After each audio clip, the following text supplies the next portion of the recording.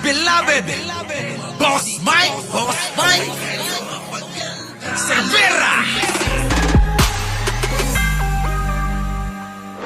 Nakakatakot po na balita ito dahil nga po, nako mukhang ayaw talagang manantan Ano, eto nga muna, President Donald Trump. Eto na banta na si Donald Trump na pupulbusin na ang Iran kung di bubuksan ang Strait of Hormuz.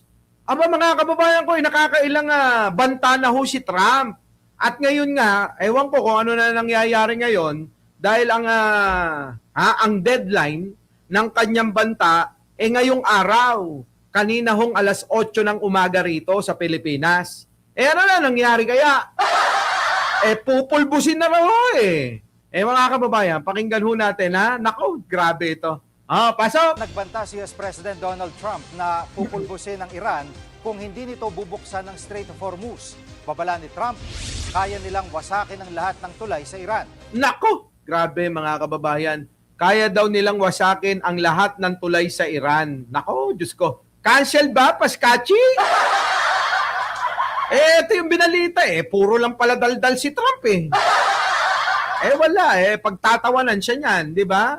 Oo, Donald Trump, idol kita pero pagkaganyan baka pagtawanan ka lang. Tuloy. Pasasabugin din daw nila ang lahat ng planta ng kuryente doon. Nanindigan si Trump na binigay niyang 2 araw na deadline sa Iran na matatapos alas 8 ng umaga bukas, oras dito sa Pilipinas. Kita nyo, alas 8 ng ano na nangyari? Alam nyo, sa totoo lang, dapat kasi ihinto na yan hindi ba pwedeng wala na tayong pakialamanan? Di ba? Na-extend na naman ng 2 weeks. Putang ina, hinto nyo na yan. Pwede ba? Ihinto nyo na yan. Sabi ko sa inyo, ang gera, wala akong nananalo dyan. Kailanman sa gera-gera, walang nananalo. Lahat talo. Talo ang Iran, talo ang Amerika. Ang dami nang nagagastos ng Amerika dyan Di ba, mga kababayan ko? Alam nyo, minsan Patty Butch, Di ba? Patty Butch! 2 weeks ceasefire daw. Kasi mga kababayan ko, Kasi mga kababayan, eto sa akin kaysa maggera-gera kayo, bakit hindi na lang idaan sa paligsahan? Di ba? Paligsahan na lang. Gusto nyo naman basketball, boxing, kung saan kayo magaling. Oo. Para hindi nadadamay yung mga inosente. Di ba mga kababayan ko? Nadadamay kasi ang inosente Di ba? Oo. Tama. Halimbawa, hindi tayo nagkakasundo, daanin natin to sa paligsahan. Gusto nyo daanin natin sa boxing. Kung gusto nyo, daanin natin sa wrestling. Ano pa? Basketball, volleyball, soccer. Lahat yan. Tennis. Ganun na lang. Sana ganun na lang ang gawing batas sa pandaigdigan.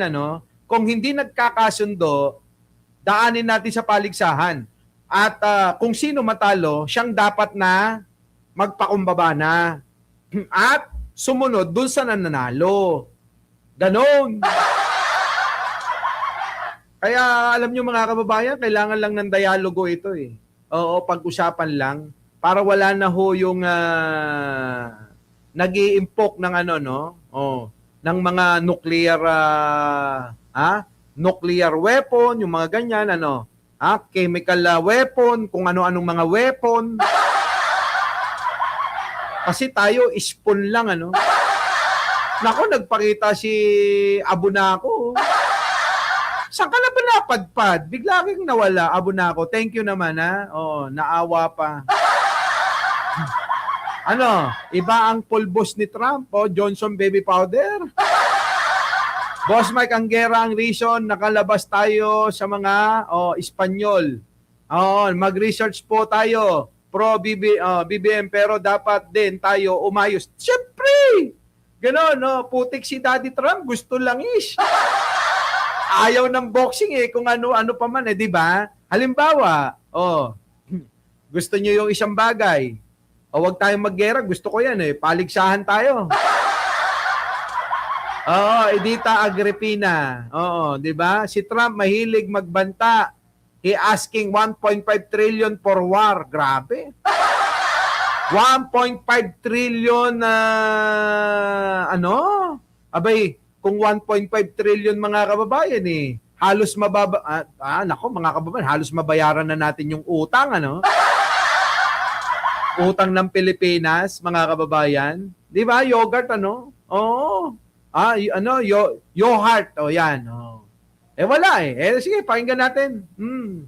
Nauna nang tinabla ng Iran ang alok na ceasefire ni Trump. Wala. Ang Strait of Hormuz ay daanan ng higit 20% global supply ng langis. The entire country can be taken out in one night, and that night might be tomorrow night. And Ah. I mean, complete demolition by 12 o'clock, and it'll happen over a period of 4 hours if we wanted to. We don't want that to happen. Naku! Ayan na, Boss Mike, kasi noon pa yan, gusto nang burahin ng Amerika at Israel. Mabuti na yung inunahan na lang nila, Trump, naku! Sabagay, di ba? Sabagay. Wait lang ha. May nag-message Wait lang ha. Check ko lang ha. Check ko lang. Oo. Check ko lang. Yun.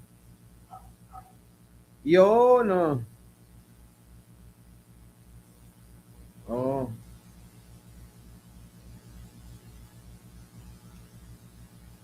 Yun. Pupunta ho kami ng Japan. May schedule ho kami ng Japan, Nasa nasa Kyoto, Nara, at saka Osaka sa September, mga kababayan. Magkita-kita tayo, yung mga taga-Japan diyan, kita-kita tayo. Agak Manisha, ang gano siyak. Eto na. Ito, mas malinaw ito. Pasok! Labas muli na babala si US President Donald Trump laban sa Iran ngayong gabi. Sa isang post sa Truth Social, iginit ni Trump na mamamatayan niya ang buong sibilisasyon at hindi na makakabawi kung hindi makikipagkasundo ang Iran. Grabe, no? Ang Iran, tinanggihan na ang panukala ng Amerika para sa pansamantalang tigil putukan at nagtatag ng mga sarili nilang kondisyon. Sa gitna po nito, patuloy ang mga airstrike sa ilang bahagi ng gitnang silangan. Kabilang sa mga nasawi ang isang Pilipina. Nako, yung masakit mga kababayan. May kababayan po tayo na nasawi. Kasama po yung kanyang Israelita na asawa. Kasama yung magulang, patay ho mga kababayan. Nakikiramay po kami sa ating kababayan na namatay ho sa pamilya. Saksi si Chino Gaston. Yan na! Kuha ito sa pagtama ng mga missile sa isang petrochemical complex sa lungsod ng Jubail sa silangang bahagi ng Saudi Arabia. Batay sa ulat ng news agency sa Iran, inatake ito ng Iran. 7 ballistic missile umano ang pinakawalan patungo sa Eastern Saudi Arabia ayon sa mga otoridad doon. Napabagsak daw ang mga missile at tumama ang mga debris malapit sa energy facilities. Kahapon, ang pinakamalaking petrochemical complex naman ng Iran ang binomba ng Israel. Grabe, no? Patuloy ang alingaw-ngaw ng mga air siren sa iba't ibang bahagi ng Israel kanina na hudyat ng parating na mga missile. 10 oras na lang bago matapos ang palugit ni US President Donald Trump sa Iran. Babala ni Trump, itutuloy na niya ang bantang wawasakin ang lahat ng tulay at power plant sa Iran. Grabe, no, mga kababayan si Donald Trump, no? Sige, tuloy. Kung hindi nito bubuksan ang Strait of Hormuz. Yun lang naman Iran, ibigay nyo na. Sige na. Oo. Bigay nyo muna yan. Buksan nyo na yung Strait of Hormuz. Tuloy. Ginagawa kasing pang shield ng Iran, sige, dumaan kayo rito. Pumunta kayo rito. Bobombahin namin kayo. Ganon, The entire country can be taken out in one night, and that night might be tomorrow night. They have till tomorrow. And Nako. we'll see what happens. I can tell you they're negotiating, we think, in good faith. We're going to find out. Gate ni Trump, pinal na ang deadline. Bagamat ilang beses na niyang binago ito. Oo nga. Bago-bago din siguro, baka nambablap lang din si Trump, ano? Sana hindi gawin. Kasi kawawa rin ho yung mga taga-Iran, yung mga inosente. Dapat tignan din natin, ano, mga kababayan, yung mga inosenteng tao, ano? Oo, kayang pulbusin ng US ang Iran. Oo, totoo naman yan. Oh, tuloy. Naniniwala naman ako doon na kaya nila, di ba, Lover's Moon? Oh, tuloy. Iba kasi ang ugali ng Iranian, sabi rito. Oh. Very little is off limits. Are there certain kinds of civilian targets, though? I'm thinking I don't want to schools tell you or that. hospitals that you I don't want to tell you that. We Kita have, nyo? we have a plan because of the power of our military, where every bridge in Iran will be decimated by 12 o'clock tomorrow night. Nako. Where every power plant Oh. in Iran will be out of business, and it'll happen over a period of 4 hours if we wanted to. We don't want that to happen. We were very close to a deal. Nako. And then I got a call from Mr. Witkoff, Mr. Kushner, and JD saying, I think they're breaking the deal. And I said, tell them that's okay. Don't worry about it. Si Trump, mga kababayan, pag nagsasalita, kala mo hindi seryoso, no? Di ba? Oh, palakihan ng talong. Oh, talo ang US. Sa totoo lang, mga kababayan, no? Si Trump parang nagbibiro lang, ganon. Pero ito na nga, kung sinira daw nila yung kanilang usapan, yung deal na napag-usapan, wala. Matutuloy daw. Yun naman pala ang bagong balita ngayon. Umurong na naman, nagpataan na naman ng 2 linggo. Hirap na ho ang mga tao sa buong mundo, no? Hindi lang ho sa atin, ha? Kawawa yung mga tao, Ako ho, naaawa. Tuloy. But tell them to look out their window and watch. And within 45 minutes, I gave the order to knock out the biggest bridge. Batay sa ulat ng state media ng Iran, Sabi rito ni Myra Asahan, Mike, parang ceasefire na. Sumagot na ang Iran ng ceasefire na, kaya tapos na ang... Nako! Tapos na ba? Okay na? Hindi, pag ceasefire, hindi pa tapos yun. Basahin mo ng ang idol para maintindihan ang mga bobong DDS. Sabi ni Dunulog. Ayan mga kababayan ko. Sige, tuloy. Tinanggihan na nito ang proposal ng Amerika para sa agarang tigil putukan. Nako. Sa halip ay naglatag umano ang Iran ng 10 kondisyon. Kabilang ang pagtatapos ng sigalot sa rehiyon, protokol para sa ligtas na sino ba kasi may gusto ng gera? Kasi kayo nambubuyo rin no? Yung Iran. Matagal na ho yan nambubuyo tapos nakikisali sa gera. Di ba yung gera noon ng Israel at saka nung mga Palestine? Di ba nakisali? Sumali yan tapos ngayon mga kababayan, eto na. Ayaw din pala ng kaguluhan. daan sa Strait of Hormuz, pag-alis ng sanctions at pagtatayong muli ng mga nasirang infrastruktura. Kita nyo? Kung di ba naman kayo mga gunggong, naggera-gera pala kayo. Naggera-gera pa kayo. Ngayon, aayusin nyo rin yung mga nasira sa inyo. Ito, bibigyan ko kayo ng example mga kababayan para mas maunawaan ng mga DDS, ha? Kasi alam nyo naman mga DDS, mga bobo tanga. Parang ganito yan. Parang kayong mag-asawa. 'Di ba? Pag nag-aaway kayo, may ganong mag-asawa, sino sa inyo? Baka meron sa inyo, bato-bato sa langit, ang tamaan huwag magagalit. Ito na yung example natin. Sa mag-asawa po, babae, lalaki, may mga mag-asawa na nag-aaway, naninira ng mga kagamitan nila. Basag dito, dabog dito, hampas dito, di ba? Palo rito, pati TV pinapalo, refrigerator tinatawag, pati yung mga plato, baso, basag-basag, mga ganun, di ba? May ganun. Sino sa inyo dyan? May ganun ba? Tapos mga kababayan maya-maya, magbabati rin pala. Diba? Mamaya-maya, magbabati rin pala. Tapos magbebingbangan rin kayo. ano ngayon yung mga nasira ninyong mga hayop? Nako! Di ba? Di ba? O ano, ayun, si Rosen Garcia, ganyan. Maraming makaka-relate dyan. Biruin nyo kapag ka nag-away, sisirain lahat. Babasagin dito. Pati motor, Chachap-chapin. Papaluin ng baseball bat. Pati kotse. Wawasakin. Di ba? Loob ng bahay. Lahat yan. Parang dinaanan ni Incredible Hulk nga. Tapos mga kababayan, ang ending, magbabatiring kayong dalawa. Tapos mamayang gabi, nagbengbangan din kayo. Tapos ngayon, paano yung mga gamit na nasira yung mga hayop kayo? Diba? Parang ganito. Matapos maggera, matapos magbombahan, ayan, missile dito, bomba rito. Nako, bagsakan ng mga drone na sumasabog. Pag nagbate, aayusin yung mga sinira, Di ba, no? Aayusin yung mga nasira. Ang mas matindi, Boss Mike, pati mga anak, sinasaktan. Ayan na nga. May hugot si Remea Pasyolan, no? Di ba? Mga kababayan, grabe, no?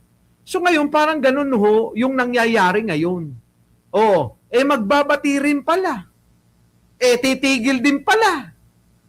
Di sana, mga kababayan, nag-usap na lang ng maayos. Di ba? Hindi ba pwedeng idaan sa magandang usap? Agbiag te agperde ti gami. Di ba, no? Naku, may mga ganyan.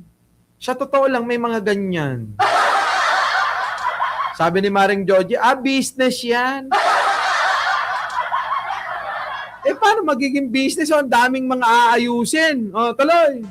Ayon sa ambassador ng Iran sa Pakistan, nasa kritikal at sensitibong bahagi ang mga hakbang para matapos ang gulo. Batay sa mga ulat, Pakistan ang nagsisilbing mediator para sa usapang ceasefire. Isang opisyal naman sa Iran ang nanawagang gumawa ng human chain ang mga artist at atleta sa mga power plant sa kanilang bansa. Ayun, mga kababayan, sinend ni Arnold Lopez, mga kababayan, US and Iran agree to 2 weeks ceasefire, mga kababayan. Ayun, yan, yan, di ba? Ayan na, mga kababayan ko, yan naman pala. Kita nyo, magbati na kayo. Huwag nyo nang patagalin. Pinapatagal nyo pa, nahihirapan yung mga Pilipino di ba? Hirap na ang mga Pilipino. Eto mga kababayan, bawal umiyak Baka umiyak kayo. Eto na, Hirap Alis bawi mo, 300 na lang, araw-araw. Hirap. Kaya po kasi, siyempre, nahabag na po ako sa hirap po talaga Di ba? Gaano kahirap ang sitwasyon niyo, sir? Talaga, grabe. Alam mo yung, siyempre, nararamdaman ko yung... Lalo pa ako ngayon, Gano'n ako kuha ng pandiset, buti may nakakuha pa ng paano. Mahirap po, mahirap. Mahirap talaga. Mahirap Alis bawi mo, 300 na lang, araw-araw. Mahirap. Siyempre, sir, may pamilya ka. Yun nga ako Yung parang nanlilimos. Ano ba sinaramdaman? Alam mo, minsan nga, parang yung mga driver na naawaan ng pasahero, bigyan. Isa may bigay 100. Ang sukli namin, ma'am, maraming salamat po. 50 pesos din namin, hindi na kinukuha yung sukli. Ma'am, maraming salamat po. God bless po. Manas na nakakaintinding pasahero. Ganun lang. Alam nyo, mga kababayan, likas naman sa mga Pilipino talaga matulungin at maunawain, di ba, paring Sab? Pero mga kababayan ko, ito talaga yung realidad na nararanasan ng ordinaryong mga mamayan, mga kababayan. Di ba? Totoo lang. Yan na yung nararanasan ngayon. Nakakalungkot Sabi ni Marites Musni, sino yung Boss Mike? Padalan ko ng tuwa. Naku! Huwag kang mag-alala, Marites Musni. May iniisip kami ng mga kaibigan natin na sa kakayanan natin makatulong tayo sa kahit papaano sa mga kababayan nating mga nahihirapan siguro sa mga jeepney, 'di ba? Mga kababayan Hay nako. Kahit man lang yung tagli 5 kilong bigas, ipamigay natin sa mga bumabiyahe bilang tulong sa kanila kasi sila talaga yung unang tinatamaan, mga kababayan. Unawain natin, ang kagustuhan ko lang dito kay Manong, hindi siya naninisi. Hindi ho siya naninisi, mga kababayan. Siyama ka? Yung umuwi ka rito. O baka nandito ka sa Pilipinas, hindi, magkita-kita na tayo. Di ba mga kababayan? Yun ang maganda kasi. Oo. Na huwag kang manisi ng gobyerno sa mga nangyayari kasi hindi ginusto ng gobyerno ito. Di ba mga kababayan? Marami din na kahit nagbabayad ka na ng tama. Oo, wag natin naalisin. Tignan muna natin yung kanilang kalagayan ngayon. Kasi lahat naman ng gawaing masama, mga kababayan, meron hong karma yan. Basta tayo, gumawa tayo ng mabuti, di ba? Okay na ho yun. Basta nakagawa tayo ng mabuti, di ba? Mga kababayan? Yun po yun. Wag na nating tignan muna ngayon kung ano yung mga negatibo na nakikita natin sa kanila. Ang kailangan muna yung pong mga kababayan. Kahit papano makatulong tayo, no? Mga kababayan, 'Di ba? Mga kababayan? Sabi ni Loversman, lalo na yung mga vloggers na malaki ang kita, tulungan nila. Kaninong kita? Yung bang mga oo, sabi nga nung meron ba yung, sino yung nagsabi? Dahil daw galing daw sa masama, kaysa naman na ipakain daw sa pamilya, ibinigay na lang itinulong sa iba.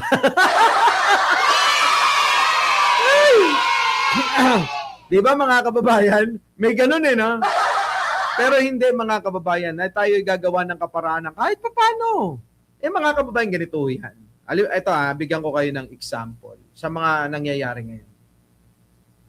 Hindi naman ho tayo mayaman. May sobra.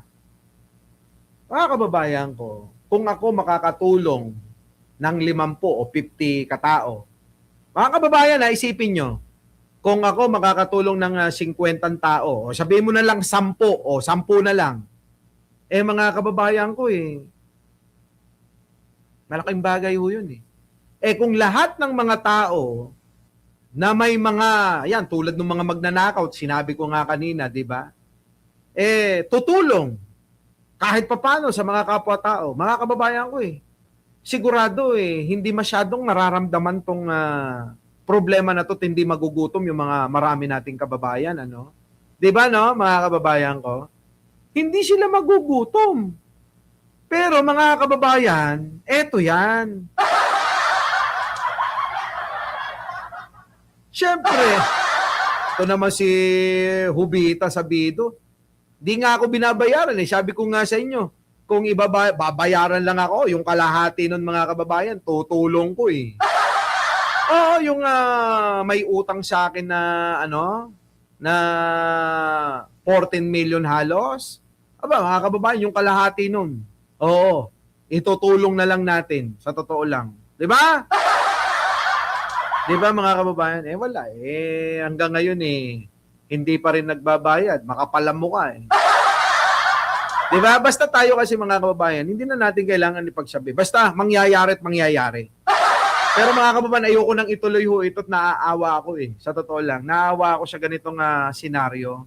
Basta pupulungin na lang natin yung pong ating mga vlogger, yung mga, hindi ko vlogger, yung mga kaibigan nating mga vlogger, para tayo tulungan. Hindi ko naman kaya na mag-isa lang na nag-aabot ng ganun. Di ba mga kababayan? Hindi ho.